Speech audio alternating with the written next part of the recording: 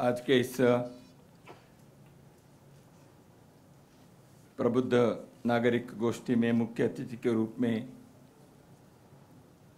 यहाँ उपस्थित और जिन्होंने अपने सारगर्भित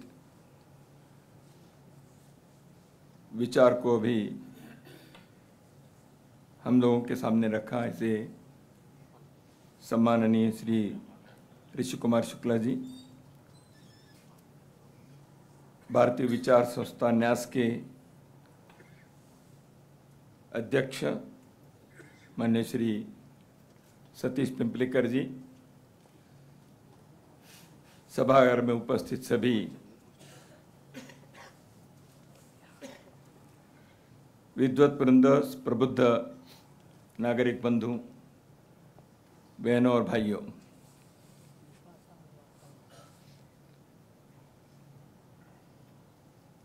मुख्य अतिथि महोदय ने जिन विचारों को संक्षेप में स्पर्श करते हुए सामान्यतः हम सभी को सोचने का दिशा क्या होनी चाहिए इसके बारे में आपने संकेत किया, और आपने ये भी कहा कि राष्ट्रीय स्वयंसेवक संघ इस दिशा में अपने प्रयास में पूरे देश में समाज को जोड़कर आगे बढ़ने का प्रयत्न कर रहा है।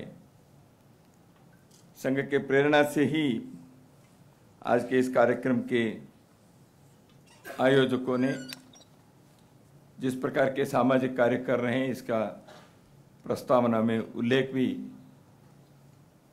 आपने किया, और भोपाल के जो प्रबुद्ध नागरिक हैं उनके लिए कोई विशेष और अधिक का कहने की आवश्यकता है ही नहीं। मैं यहाँ जब सभागार में देख रहा हूँ, समाज को विभिन्न क्षेत्रों में अपने कार्य से, अपने विद्वत्ता से, ज्ञान से, अनुभव से समय समय पर मार्गदर्शन देने वाले लोग ही यहाँ बैठे हैं, तो उनके सामने फिर पुनः और कुछ क्या कहूँ। तो कई बार लगता है कि जो जानते हैं उसी बात को बार बार हम लोग स्मरण करते, पुनः स्मरण करते हैं, ऐसे ही है। और ऋषि कुमार शुक्ला जी ने जिन बातों को थोड़ा सा बताया, मैंने सामान्यतः उन्हीं बातों को सोच कर आया था, आपने बता ही दिया। तो मैंने सोचा था प्रारंभ में जिन पुलिस सुरक्षा कर्मियों ने देश के लोकतंत्र के मंदिर के रक्षा के लिए बलिदान दिया, उनके स्मरण मैं करूंगा। लेकिन एक पुलिस अधिकारी ही जब मुख्य अतिथि है, स्वाभाविक रूप से उनको उसका स्मरण है ही, तो उन्हीं के उस भावनाओं के साथ हम सभी जुड़े ही हैं। ऐसे लोगों के कर्तृत्व और बलिदान के कारण ही देश में करोड़ों लोग चैन से नींद ले सकते हैं। तो कोई सरहद पर देश की रक्षा के लिए सायचन ग्लेशियर जैसे अत्यंत कठिन स्थान पर भी जहाँ खून जम जाता है, ऐसे जगह पर भी वो देश के एक एक इंच भूमि की रक्षा के लिए खड़े हैं। तो स्वाभाविक है उन लोगों के इस परिश्रम, त्याग, बलिदान के कारण इस देश के तरक्की के लिए बाकी लोग प्रयत्न कर सकते हैं, कर रहे हैं।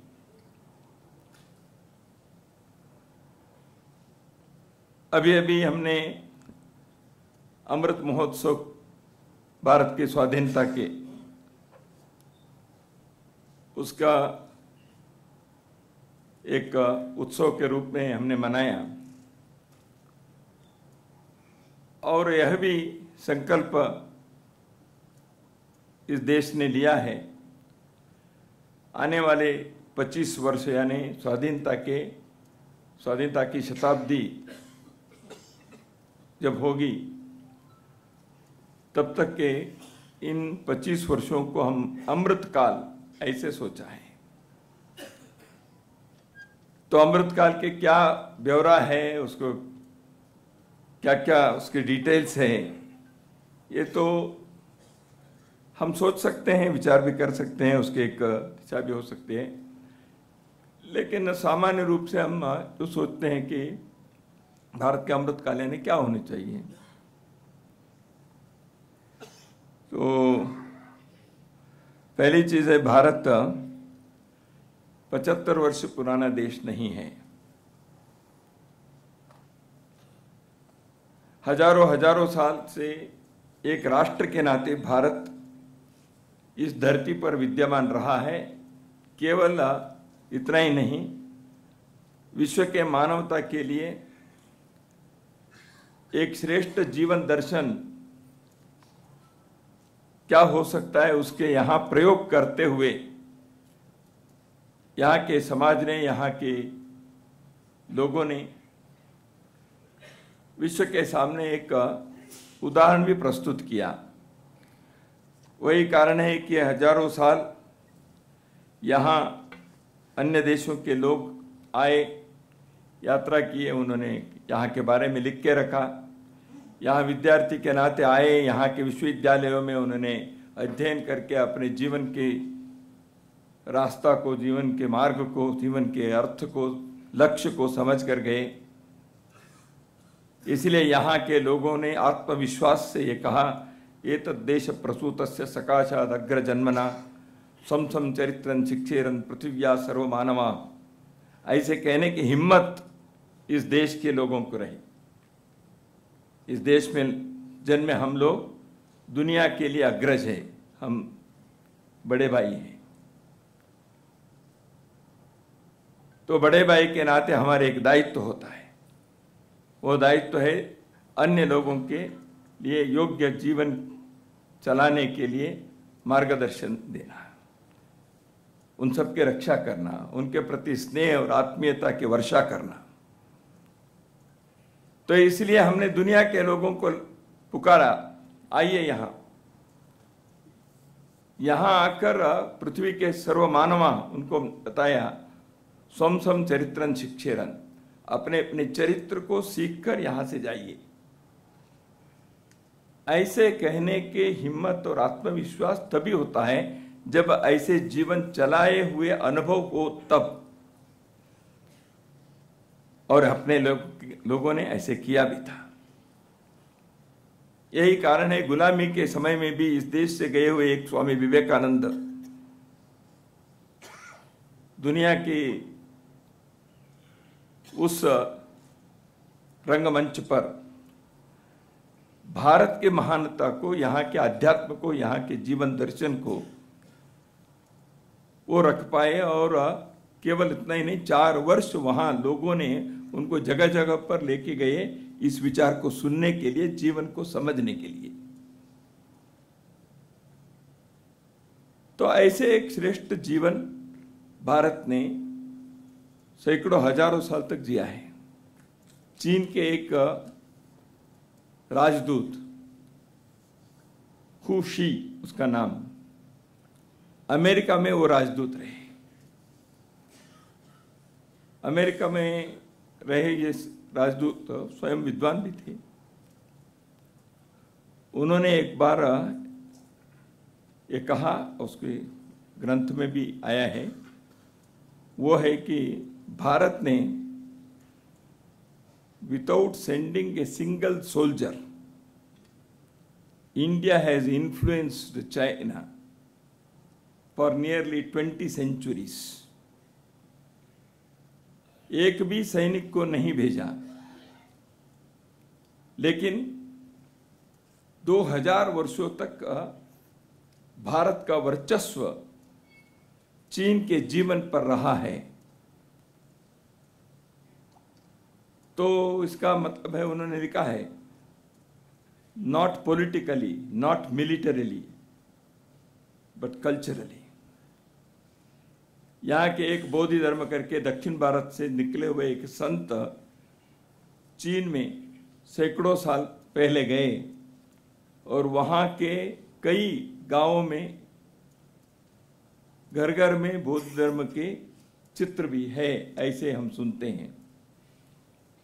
जीवन के बारे में दुनिया के अन्य देशों में समय समय पर बताने के समझाने के कार्य एक श्रेष्ठ भारत के समाज ने किया है। इस बात को अहंकार से नहीं, आत्मविश्वास से, किसी भी प्रकार के मद से नहीं, लेकिन नम्रता से दुनिया के सामने रखना यह आवश्यक है, क्योंकि आज के समाज में, वर्तमान पीढ़ी में वह आत्मविश्वास को जागृत करते हुए हमें विश्व के प्रति कौन से दायित्व को निभाना है, हमारी नियति क्या है, इसको समझने के लिए तो ऐसे एक श्रेष्ठ भारत का निर्माण करना आवश्यक है। इसलिए अमृत काल में हमें उस दिशा में भारत को ले जाने के कई उद्यम करने पड़ेंगे। एक स्वाभाविक रूप से जो ध्यान में आता है, एक समृद्ध भारत के, समर्थ भारत के, समृद्ध और समर्थ भारत में स्वाभाविक रूप से भारत के आर्थिक स्तर बढ़े, ज्ञान विज्ञान में हम आगे बढ़ें, दुनिया के सामने एक मिसाल स्थापित करें, अन्य देशों के साथ स्पर्धा प्रतियोगिता में हम पीछे न रह जाए, पिछड़ न जाए, इस प्रकार की एक कल्पना रहना स्वाभाविक है। उसके प्रयत्न और प्रयास भी बखूबी हो रहे हैं। केवल 15-20 साल पहले सामान्यतः हम सुनते थे, हम लोग भी कहते थे, हम तंत्रज्ञान में, साइंस एंड टेक्नोलॉजी में दुनिया के अन्य देशों में, पश्चिमी देशों से हम 15, 20, 25 साल पीछे हैं। आज कोई ऐसा नहीं कहता। भारत के लोगों ने कई क्षेत्रों में, अंतरिक्ष में जितने प्रकार के सैटेलाइट्स और मिसाइल्स भारत ने तैयार किए हैं, दुनिया के सामने एक उदाहरण अपने वैज्ञानिकों ने प्रस्तुत किया है। आर्थिक दृष्टि से दुनिया के 5वें या 6 देशों में आज भारत है, ऐसे सामान्यतः लोग मान रहे हैं। उस क्षेत्र के तज्ञ लोग, अध्ययन किए हुए लोग कहते हैं। अभी अभी माइकल सोरो करके जो स्टैनफोर्ड यूनिवर्सिटी के नोबेल लॉरेट है, उन्होंने आने वाले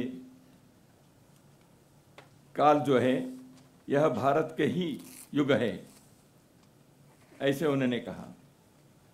और एक बड़े विख्यात अर्थशास्त्री ने कहा, उनका नाम मैं अभी याद कर रहा हूँ, मुझे स्मरण में नहीं आ रहा है। उन्होंने कहा, किसी ने किसी कार्यक्रम में कहा, किसी गोष्ठी में,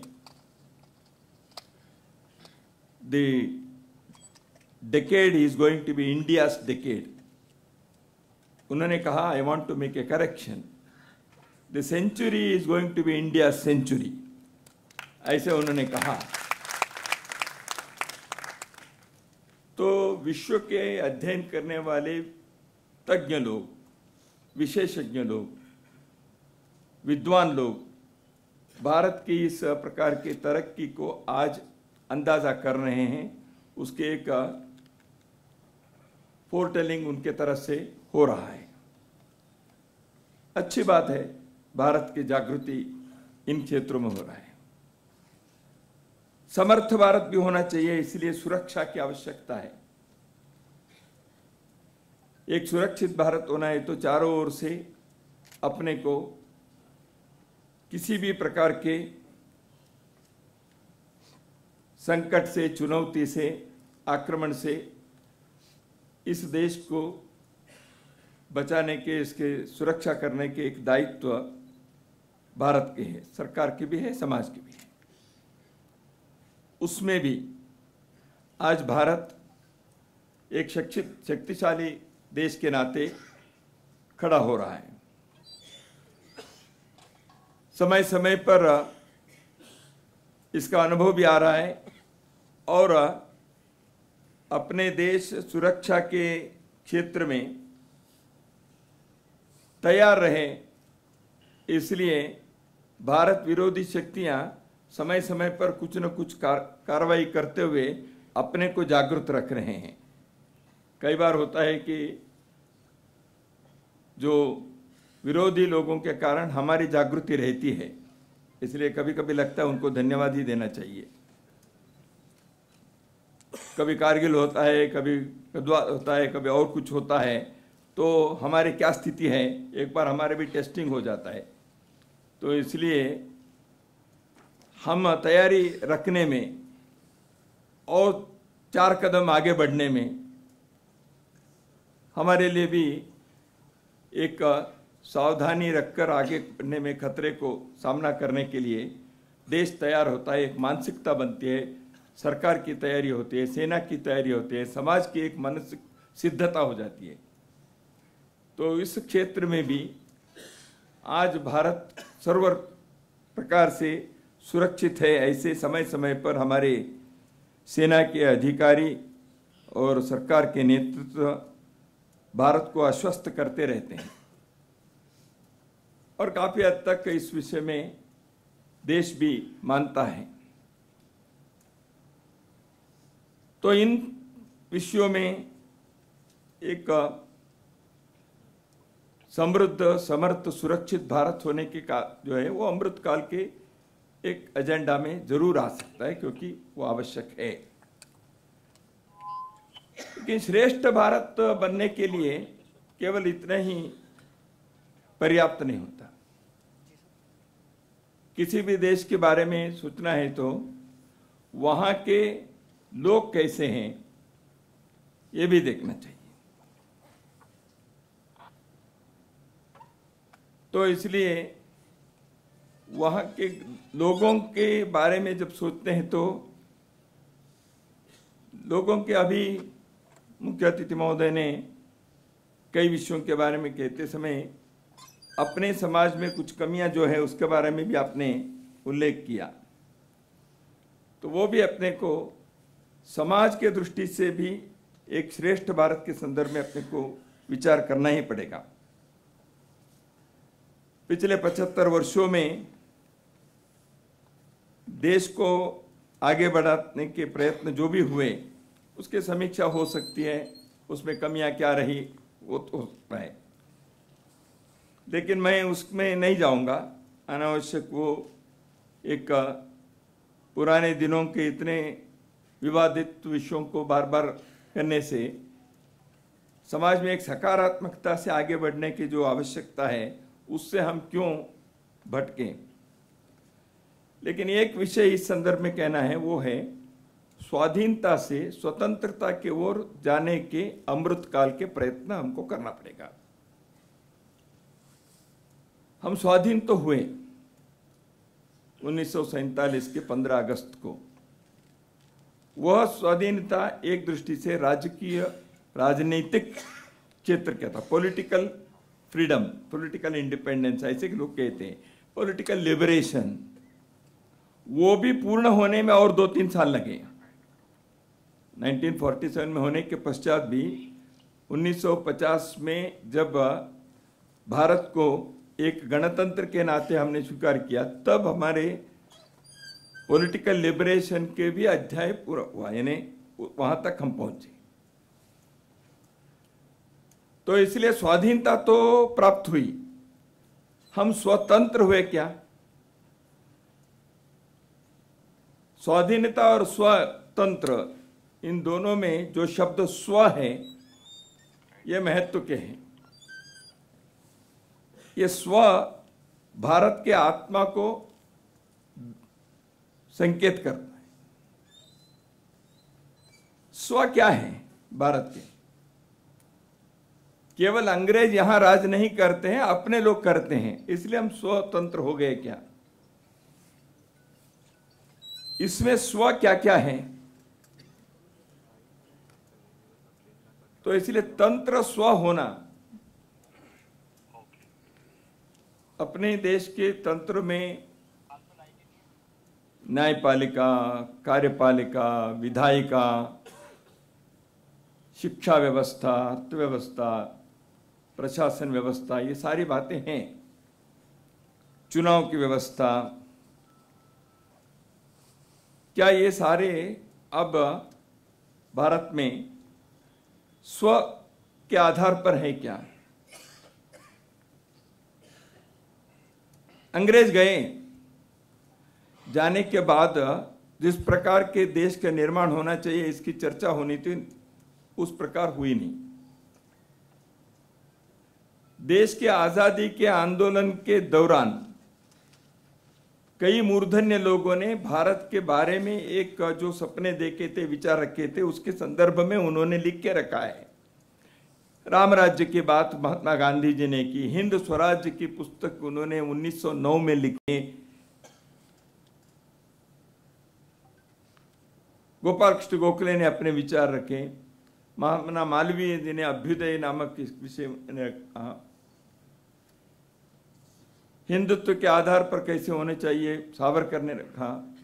कई लोगों ने भारत, स्वतंत्र भारत के बारे में क्या सपने होने चाहिए ये रखा। क्या उसकी चर्चा हुई 47 के बाद? कॉन्स्टिट्यूएंट असेंबली में जरूर इस देश के बहुत सारे विद्वान लोग कई महीनों तक चर्चा करते हुए एक संविधान तो बनाया है,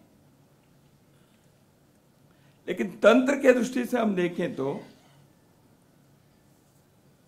एक दृष्टि से उसके बाद पिछले इतने दशकों में हम विदेशी गुलामी मानसिकता से मुक्त नहीं हुए।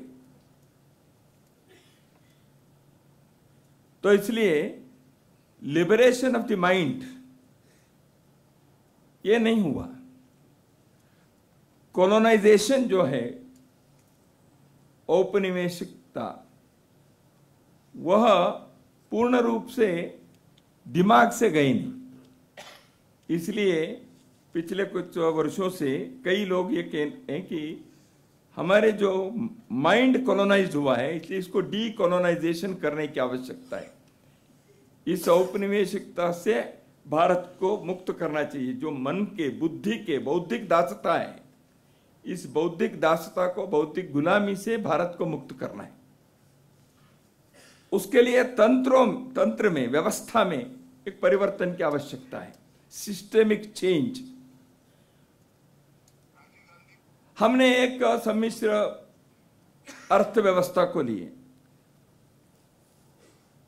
महात्मा गांधी जी ने भारत के सभ्यता के आधार पर यहां होनी चाहिए, ऐसे उन्होंने एक विचार रखा 1909 में हिंद स्वराज में। उसकी चर्चा की क्या? नेहरू जी ने कहा इसकी चर्चा करने की आवश्यकता नहीं है, क्योंकि मैंने जब उसको पहली बार पढ़े थे तब भी मैं I did not agree with it and I don't find anything relevant today. ऐसे उन्होंने उसको एक ही वाक्य में खारिज कर दिया। पत्र में गांधी जी ने पत्र लिखा था नेहरू जी को, हिंद स्वराज के बारे में चर्चा हो, देश के सामने इस विषय को लाएं, ऐसे उन्होंने कहा। चर्चा हो ऐसे कहा गांधी जी ने, लेकिन नेहरू जी ने कहा चर्चा करने की आवश्यकता ही नहीं है।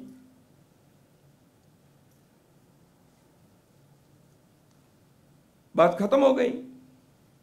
गांधी जी ने किसी प्रकार के आग्रह नहीं किया और गाड़ी आगे बढ़ी। महालनोबिस मॉडल के आधार पर हमने एक अर्थव्यवस्था को आगे बढ़ाया। तो ऐसे कई चीजें तंत्र में जो है। अब भारत में कई बातें ऐसी होती हैं। कई बार मैं एक उदाहरण बताता हूं, यहां भी बताऊंगा, क्योंकि उस उदाहरण से विषय स्पष्ट हो जाता है। बात बहुत सरल है। देश के बजट पार्लियामेंट में शाम को 5:30 बजे पेश होता था। अटल जी प्रधानमंत्री बनने तक, उस वर्ष तक सामान्यतः 5:30 बजे भारत के स्टॉक मार्केट बंद होता है, बिजनेस बंद होता है, ऑफिसेस बंद होते हैं। उस समय पेश होता था। क्यों? क्योंकि वो समय 11 बजे था इंग्लैंड में सुबह के, वहां मार्केट खुलता था, वही चलता था अंग्रेजों के जमाने से, उसको बदलने नहीं। अटल जी के सामने कुछ लोगों ने इस विषय को लाया। उस सरकार में सुबह 11 बजे बजट को पेश करने की प्रथा प्रारंभ हुई, आज चल रही है। केवल अपने देश की दृष्टि से सोचना चाहिए, भारत केंद्रित सोच वो करना चाहिए था। भारत केंद्रित सोच नहीं होता है, इसलिए हम अभी भी कैसे सोचते हैं? हम कहते हैं कि मिडिल ईस्ट, ये मिडिल ईस्ट कौन सा देश है? और हम क्यों मिडिल ईस्ट कहें? हमारे लिए तो मिडिल ईस्ट नहीं है, वो वेस्ट एशिया है, लेकिन हम मिडिल ईस्ट कहते हैं क्योंकि उनके लिए मिडिल ईस्ट है। यानी भारत के जो चिंतन के जो केंद्र बिंदु है वो यूरोप में है। यही कोठारी जी, जो डीएस दौलत सिंह कोठारी, जो भारत के शिक्षा नीति के 1964 में बनाया, उसके अध्यक्ष थे उस समिति के, कोठारी आयोग। उन्होंने यही कहा, भारत के जो सेंटर ऑफ ग्रेविटी है वो भारत से बाहर है। तो यूरोप केंद्रित सोच यानी कॉलोनाइज्ड माइंड। पिछले दिनों में भारत के जो मुख्य न्यायाधीश रहे जस्टिस रमणा, वर्तमान जस्टिस चंद्रचूड़ से 2 जज पहले, ललित जी से पहले, तो उन्होंने सार्वजनिक रूप से कहा, भारत में जो न्यायपालिका व्यवस्था है, जुडिशियरी, यह भारत के मिट्टी के, भारत के मानस के, भारत के समाज के अनुरूप नहीं है। Judiciary should be Indianized, this is not according to the Indian mind. ये जस्टिस रमणा कहते हैं, इस देश के मुख्य न्यायाधीश जिन्होंने अपने जीवन भर जुडिशियरी में काम किया है, वो कह रहे हैं ये भारत के अनुकूल नहीं है। तो क्यों है भाई ऐसे? यदि अनुकूल नहीं है तो कुछ लोग बैठकर उसको ठीक करना चाहिए था, हमने नहीं किया। तो इसलिए कई बातें ऐसी होती हैं, तो बातें छोटी छोटी रहती हैं, लेकिन आदत होनी चाहिए, महत्व तो उसमें आ जाता है। इसलिए भारत के प्रधानमंत्री ने सोचा कि जो भारत के राष्ट्रीय पंचांग है उसको हम उपयोग करना चाहिए। सरकार ने नेहरू जी के जमाने में किया, देश के मूर्धन्य ज्योतिष के लोगों ने मिलकर राष्ट्रीय पंचांग बनाया, लेकिन वो लागू हुआ ही नहीं, केवल आकाशवाणी में बताते हैं, गैजेट में प्रिंट होता है। प्रधानमंत्री ने अपने कार्यालय से प्रारंभ किया। अब प्रधानमंत्री कार्यालय से जाने वाले पत्र में राष्ट्रीय पंचांग की तिथि लिखेंगे, जो दिनांक लिखना है, आज 13 दिसंबर है तो वो भी लिखेंगे, लेकिन पौष कृष्ण पंचमी वो भी लिखेंगे। यानी भारत के सोच होना चाहिए, यह अपने को लगना चाहिए। राजपथ को कर्तव्य पथ बनाना पड़ता है। विक्टोरिया रानी जहां खड़ी थी वहां सुभाष चंद्र बोस के मूर्ति को, प्रतिमा को वहां खड़े करने हैं, सिंबॉलिक है। लेकिन देश में symbols also play a very very significant role. Bharat के राष्ट्रध्वज एक सिंबल है, लेकिन उसके सम्मान देना चाहिए, यह देशभक्ति कहलाती है। तो इसलिए भारत को यूरोपीय मानसिकता से, यूरोपियन माइंड से, कॉलोनाइज्ड माइंड से भारत को मुक्त करने के कई बातें करनी पड़ेगी। नई शिक्षा नीति इसी दृष्टि से कुछ प्रयत्न है उसमें, ठीक है, उसमें भी लागू करने में समस्या हो सकती है, लेकिन अपने को दिशा क्या है एक बार तय हो गया तो उस दिशा में हम जाएंगे, प्रयास करेंगे, क्यों नहीं करेंगे।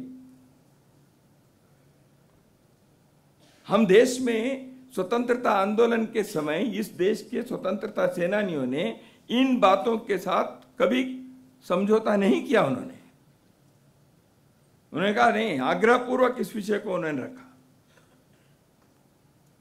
जीवन के भिन्न भिन्न क्षेत्रों में जो स्वतंत्रता के भावना से आगे बढ़े, उन्होंने कहा। आचार्य प्रफुल्ल चंद्र रे सत्याग्रह नहीं किया अंग्रेजों के खिलाफ, वो तो एक रसायन शास्त्र के तज्ञ थे, केमिस्ट थे, प्रोफेसर थे, वैज्ञानिक थे, लेकिन उन्होंने अपने केमिस्ट्री के पुस्तक को हिंदू केमिस्ट्री लिखा। केमिस्ट्री में हिंदू केमिस्ट्री क्या होता है, लेकिन एक भावना है। 1905 में लिखा उन्होंने, तो हिंदू केमिस्ट्री लिखने की क्या जरूरत थी। एक मैसेज देने हैं, एक संदेश देने चाहिए। हिंदू सभ्यता के लोगों ने रसायन शास्त्र के क्षेत्र में क्या क्या किए हैं, यह सामने आने चाहिए। नहीं तो हमारे यहां क्या होता है, भारत में विज्ञान की कोई परंपरा ही नहीं थी, ऐसे कहने वाले लोग भी रहे हैं। विज्ञान की कोई परंपरा नहीं थी, हम तो अंध युग में थे, अंधकार में थे। हमारे यहां जो भी ज्ञान आया, जो भी विज्ञान आया, जो भी तंत्र ज्ञान आया, वो सब पश्चिम से आया। हाँ, हर चीज हमने किया, भारत अन्य देशों में कुछ भी नहीं किया ऐसे नहीं है कि ऐसे ही न्याय व्यवस्था मार्क टली भारत में इतने वर्षों से रहे, बीबीसी के जो पत्रकार हैं, उन्होंने भारत में ही रहने के लिए, रिटायर होने के बाद इंग्लैंड में जा सकते थे, लेकिन उन्होंने कहा नहीं, I have adopted Bharat as my homeland, तो यहीं रहते हैं। उन्होंने कहा एडमिनिस्ट्रेशन ने, प्रशासन में यहां परिवर्तन होना चाहिए। आप लोग जो अंग्रेजों के जमाने के, जो वो स्वयं अंग्रेज हैं, वो कह रहे उस जमाने के ब्यूरोक्रेसी, उस जमाने के प्रशासन की प्रणाली को, उसी को थोड़ा टिंकरिंग करके, थोड़ा इधर उधर के करते हुए उसी को आप चला रहे हो। मार्क टुली ने स्वयं कहा है। तो इसलिए हमें इस मानसिकता से बाहर चाहिए, उसको हम कहते हैं स्वतंत्रता। स्वाधीन है हम, स्वतंत्र होना चाहिए। इसलिए इस स्वतंत्र के तरफ जाना, ये श्रेष्ठ भारत के लिए एक आवश्यक प्रयत्न होगा।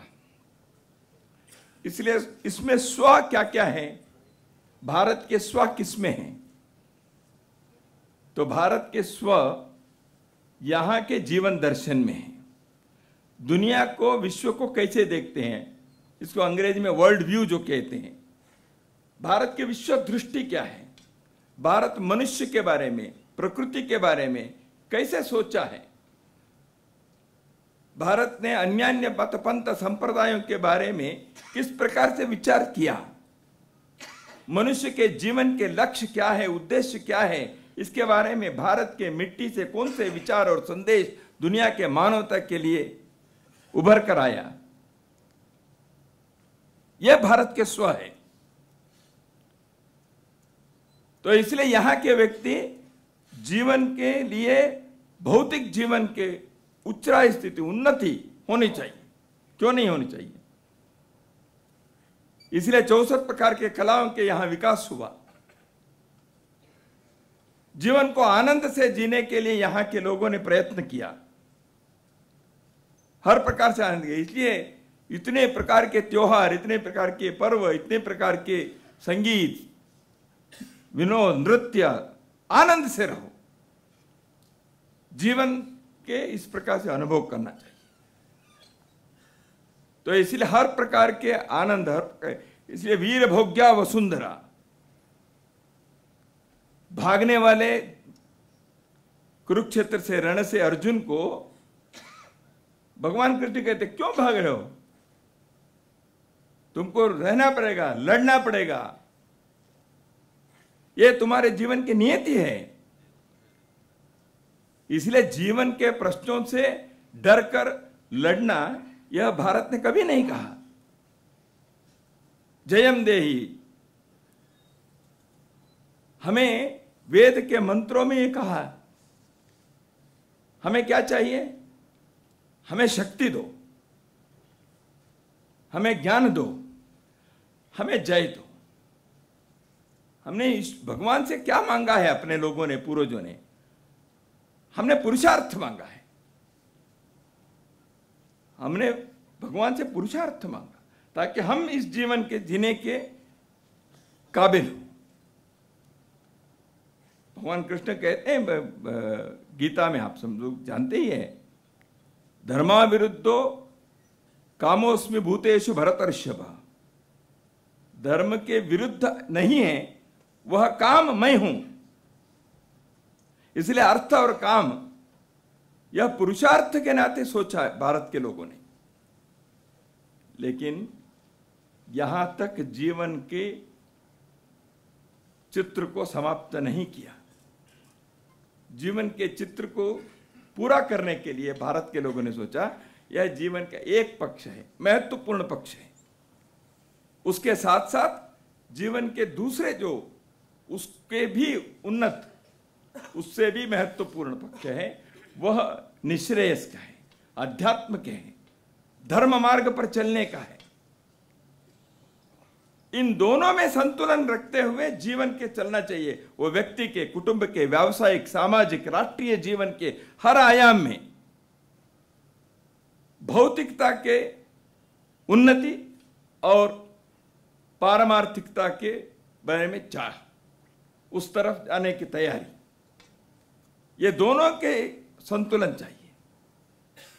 यही हमने विश्व को यह संदेश दिया। इसलिए हमारे यहां सब प्रकार के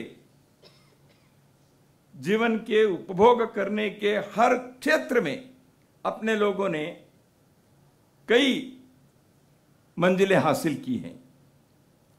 वो संगीत है, नृत्य है, शिल्प है, वर्ण है, सब प्रकार के जीवन का उपभोग करो। लेकिन समझो ये सब चीजें क्षणभंगुर है, शाश्वत नहीं है। इस सुख को मैं उपभोग करने के बाद भी शाश्वत सुख और कुछ है। इस ज्ञान को, इस आत्म तत्व को समझना चाहिए। इसलिए जीवन की व्यवस्था भी हमने की, आश्रम व्यवस्था की। तो इसलिए भारत के स्व को समझकर युगानुकूल उसमें क्या परिवर्तन करना चाहिए, युगानुकूल उसको कैसे प्रस्तुत करना चाहिए। भारत के मनीषा, भारत के प्रतिभा इसमें कम नहीं है।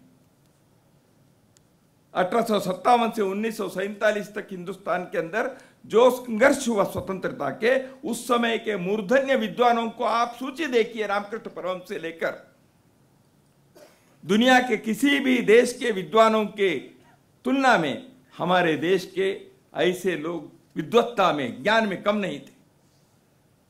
आप सूची निकाल कर देखिए, क्या कम थे वो? ऐसे नहीं थे।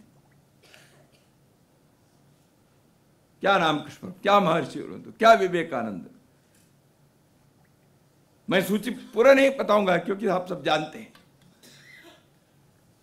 तो इसका अर्थ यह है, हम अपने देश के जीवन दर्शन को इस युग के लिए कैसे चाहिए। इसलिए दीनदयाल जी ने कहा, विदेश में जो अच्छी बातें हैं, विदेशी को स्वदेशानुकूल बनाइए। स्वदेश के जो अपने विचार हैं प्राचीन, युगों युगों से जिस विचार को हम लेकर चले हैं, उसको युगानुकूल प्रस्तुत करने के लिए प्रयत्न करना चाहिए।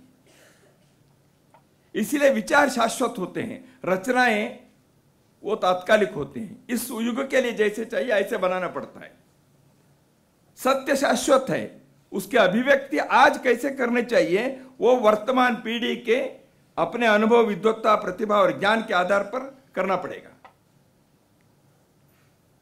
श्रेष्ठ भारत निर्माण करने के लिए ऐसे समाज को तैयार करना आवश्यक है। हम अमृत काल में इस विषय की तरफ जाना पड़ेगा। लेकिन एक समस्या है भारत के सामने, वो जो वैचारिक गुलामी की बात मैंने बताई, उसके और एक स्थिति भी है। भारत के बारे में विकृत ढंग से भारत के विचार को, भारत के समाज को, भारत के इतिहास को रखने के एक प्रयत्न चला है, distortion of everything that is connected with Bharat. यह भी एक षड्यंत्र है, यह भी एक देश के अंदर देश के बाहर कई लोगों ने इसके भी प्रयत्न किए हैं। तो इसलिए भारत के सही चित्र क्या है, भारत के इतिहास के बारे में विकृत इतिहास करना, भारत के जो एक एकात्मता है, हिमालय से लेकर हिंद सागर तक, राष्ट्र के नाते हम एक राष्ट्र है, एक संस्कृति है, लेकिन उसको किसी न किसी रूप से अलग ढंग से रखने का प्रयत्न होता है। नहीं, एक राष्ट्र नहीं है, भारत कभी एक राष्ट्र नहीं था, इसलिए अनेकों राष्ट्रों के एक जमघट है। 1947 के बाद एक भारत बना। हम हमेशा अंधकार में रहे, यहां सब प्रकार के शोषण होता रहा, हमारे कोई अचीवमेंट नहीं है, यहां हमेशा महिलाओं के साथ अन्याय हुआ, यहां शिक्षा नहीं थी। लेकिन इन विषयों को पिछले 50 वर्षों में कई विद्वान लोगों ने आधार सबूत के साथ, रामस्वरूप जी, सीताराम गोयल, धर्मपाल जी, ऐसे बड़े प्रवृत्तियों ने सबूत के साथ इन विषयों को नकारा है। भारत की शिक्षा प्रणाली कैसी थी, ब्यूटीफुल ट्री में धर्मपाल जी ने लिख कर रखा। अंग्रेजों ने ही जो सर्वे करके विचार रेखा था उसको रखा। साइंस एंड टेक्नोलॉजी में हमारे देश अंग्रेज आने से पहले कैसे था, धर्मपाल जी ने पुस्तक लिखी। तो इसलिए इस देश में ऐसे कार्य हुआ नहीं, ऐसे नहीं है, लेकिन समाज के मुख्य धारा में वो ना आए, ऐसे प्रयत्न पिछले 50-70 वर्षों में लगातार चलने के कारण हमारी शिक्षा प्रणाली में, हमारे सामाजिक जीवन में, हमारे मीडिया के क्षेत्र में, यहां के वैचारिक बौद्धिक क्षेत्र में एक विकृत भारत के बारे में विकृत ढंग से रखने के ये प्रयत्न होने के कारण भारत के आत्मविश्वास जो जगना चाहिए था उसमें कुछ कमी आ गई। इसलिए इस स्व को जागृत करने के लिए भारत के नैरेटिव को ठीक करना पड़ेगा, सत्य के आधार पर करना पड़ेगा, केवल भावनात्मक दृष्टि से नहीं। सत्य है और भारत के सीखने के, विचार का सृजन करने के कोई क्रम जो है, प्रवाह जो है वो बंद हो गया, ऐसे नहीं है, वो आगे भी बढ़ना चाहिए।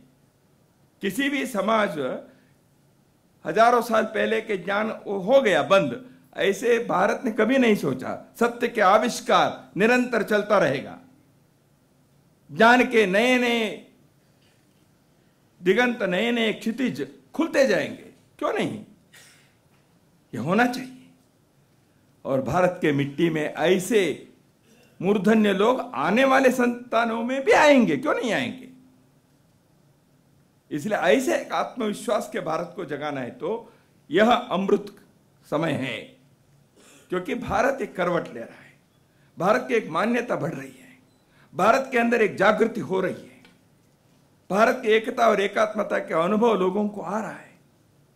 इसलिए यहाँ के भारत से संबंधित कई विषयों के बारे में लोग अभी सीखने के, अध्ययन करने के, शोध करने के लिए तैयार हो रहे हैं। कई लोग विदेश में रहने वाले लोग वहां के बड़े बड़े स्थान को छोड़कर भारत में आकर काम करने के लिए आए। बेंगलुरु में एक इंस्टीट्यूट शुरू हुआ है कुछ वर्ष पहले। मैं एक उदाहरण के लिए कह रहा हूं कि एक ही इंस्टीट्यूट में बहुत सारे ऐसे हो रहे हैं। मैं एक उदाहरण के लिए कह रहा हूं।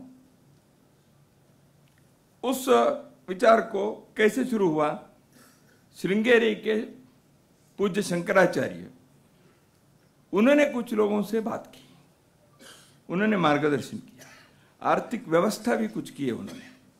श्रृंगेरी के सन्यासी श्री शंकराचार्य, उन्होंने क्या विचार कहा, उन्होंने कहा देखो विज्ञान और तंत्रज्ञान के, नए नए टेक्नोलॉजी के जो जो क्षेत्र है उसमें हमारे भारत के दृष्टि से रिसर्च होना चाहिए, इसलिए आप संस्था शुरू करो। मैं उस संस्था में 2 बार देख कर आया।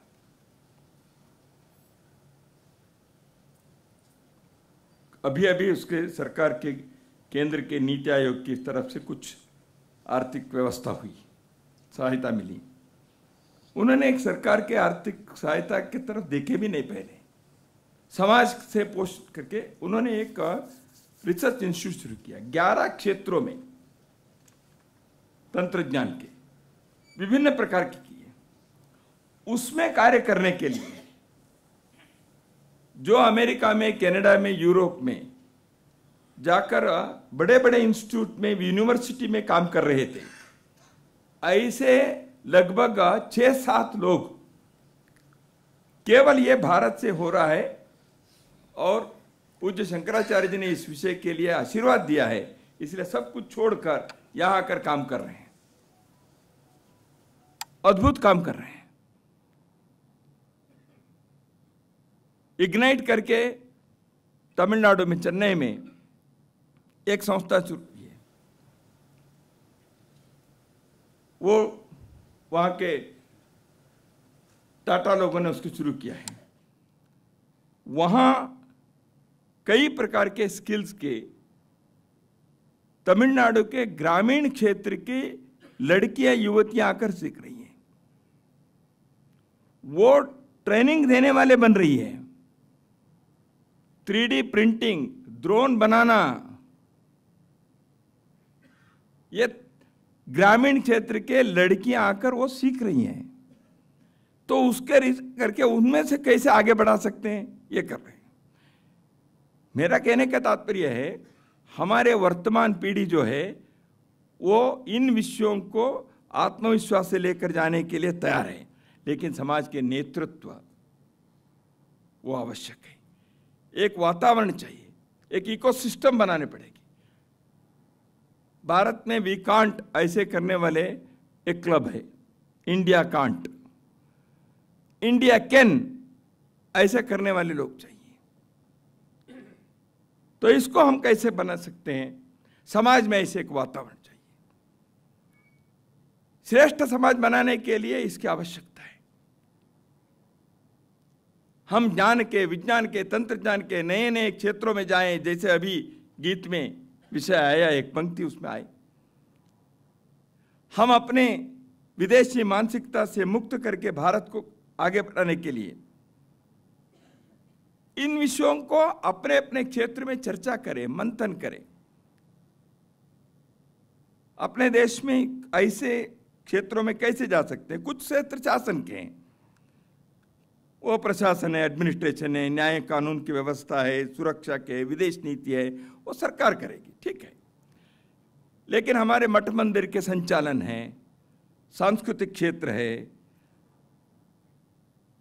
जैसे मैंने कृषि विज्ञान के क्षेत्र में करने वाले प्रयोग हैं, क्रीड़ा, व्यायाम, योग, प्राणायाम, ऐसे क्षेत्र हैं। ये सब समाज के लोग कर सकते हैं।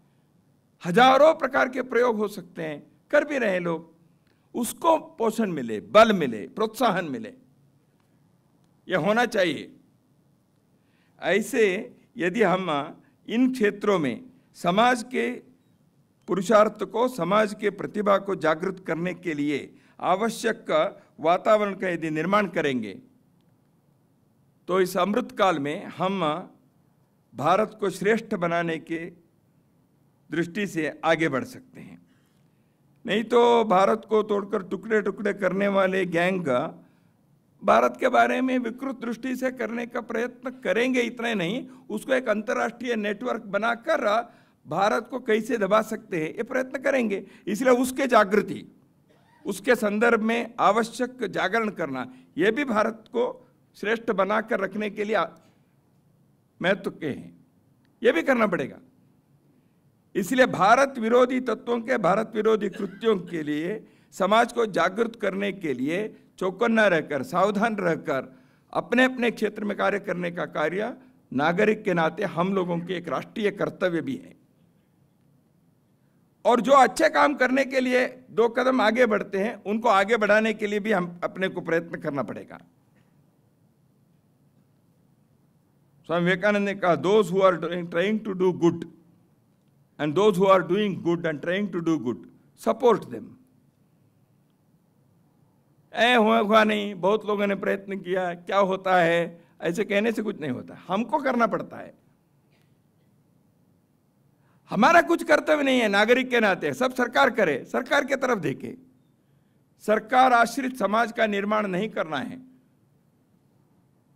समाज अपने पैरों पर खड़े होने के लिए प्रयत्न करे, सरकार उसके लिए अनुकूल वातावरण बनाए, अनुकूल व्यवस्था करे। ऐसे एक समाज को निर्माण करना, नहीं तो क्या होगा, नहीं तो हमारा काम है ही नहीं।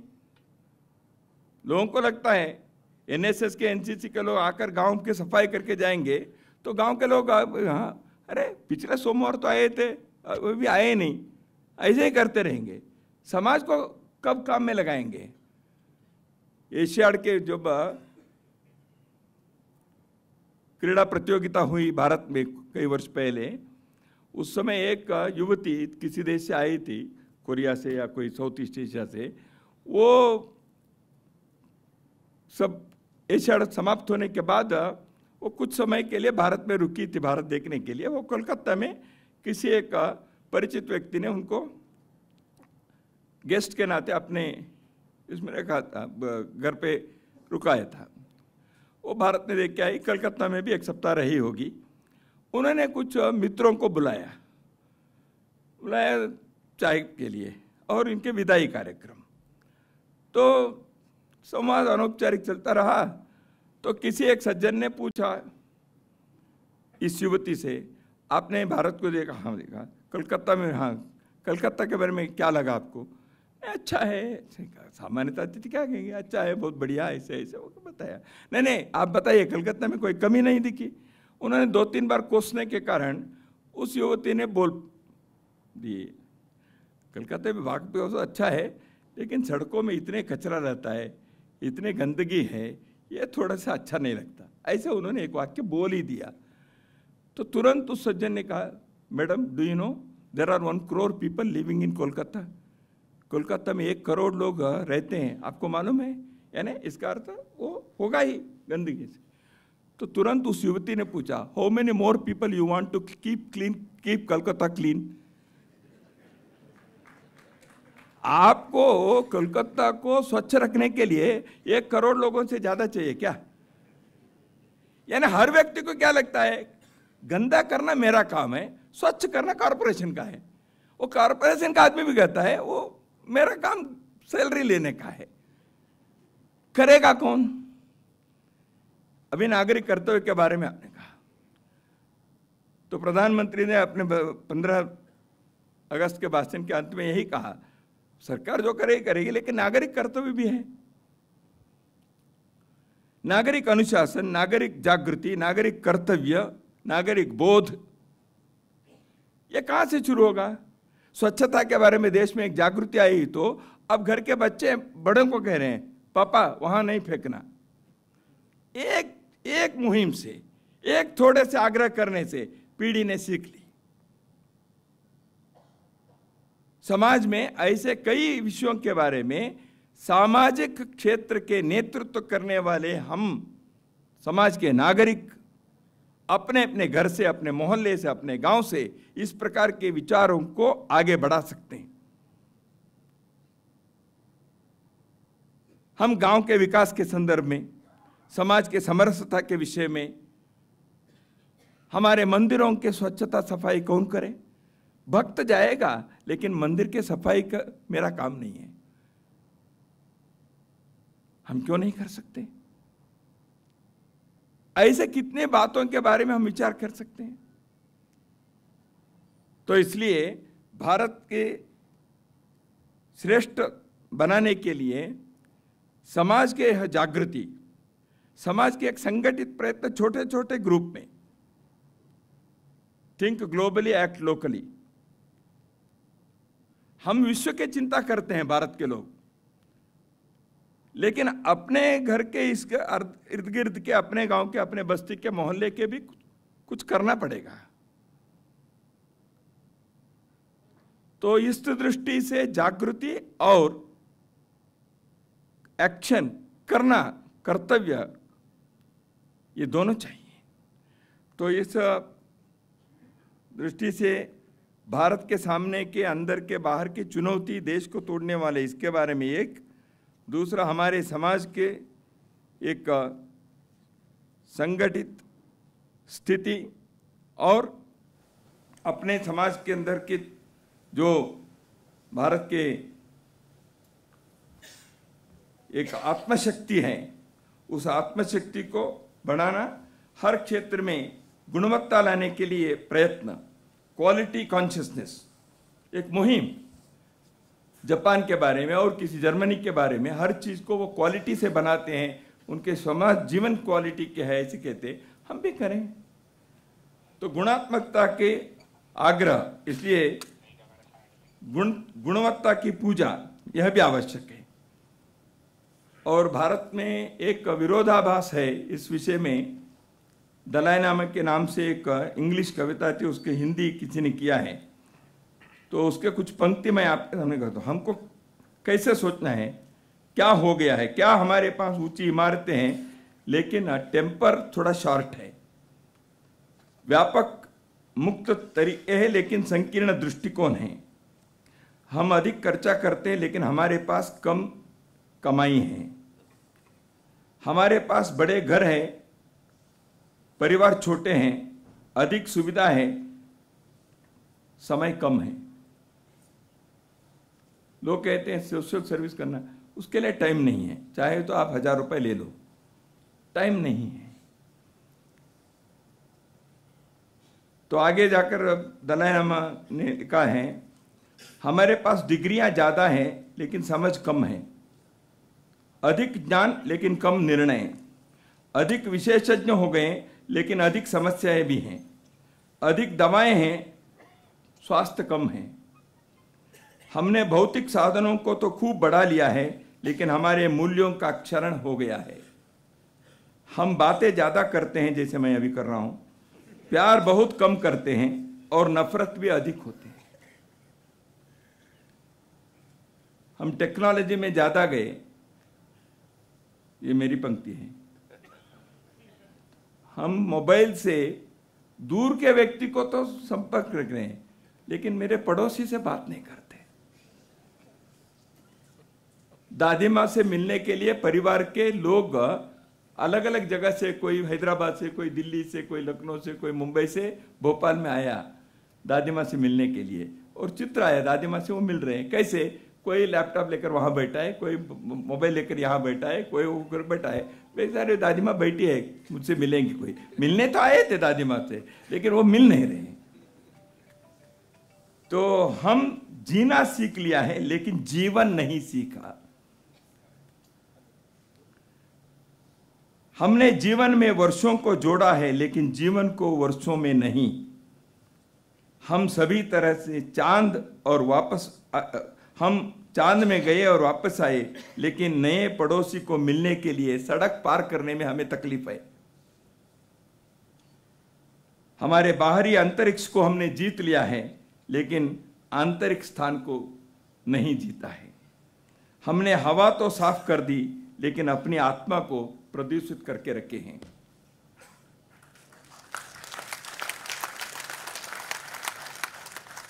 सत्यमूर्ति करके एक स्वतंत्रता सेनानी तमिलनाडु में हुए, उन्होंने एक बार एक बात कही थी, if India lives who dies, if India dies who lives.